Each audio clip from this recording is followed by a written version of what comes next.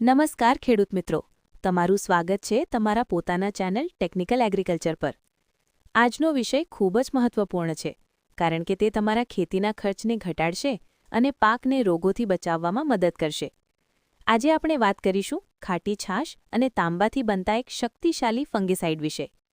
જ્યારે આપણા પાકમાં ફંગસ અથવા બેક્ટેરિયાનો હુમલો થાય છે, ત્યારે આપણે બજારમાંથી મોંઘી દવાઓ લાવીએ છીએ, પરંતુ આ દવા તમે ઘર પર પણ બનાવી શકો છો।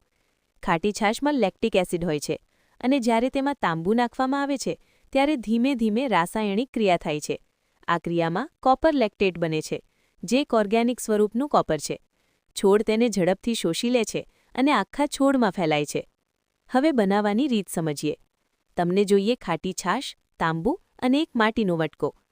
મટકામાં 10 લીટર ખાટી છાશ ભરો, તેમાં 200 થી 250 ગ્રામ સાફ કરેલું તાંબુ નાખો। મટકાને કપડાથી ઢાંકી દો અને છાંયડી જગ્યાએ મૂકી દો। આ દ્રાવણને ઓછામાં ઓછા 15 થી 21 દિવસ સુધી રાખવું જરૂરી છે।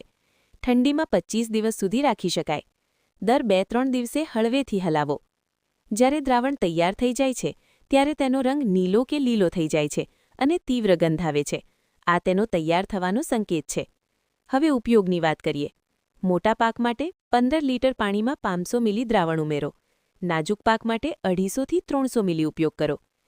આ દવા શીથ બ્લાઇટ, ઝુલસા રોગ, પાવડરી મિલ્ડ્યુ અને બેક્ટેરિયલ રોગોમાં ખૂબ અસરકારક છે, પરંતુ કેટલીક સાવચેતીઓ રાખવી જરૂરી છે।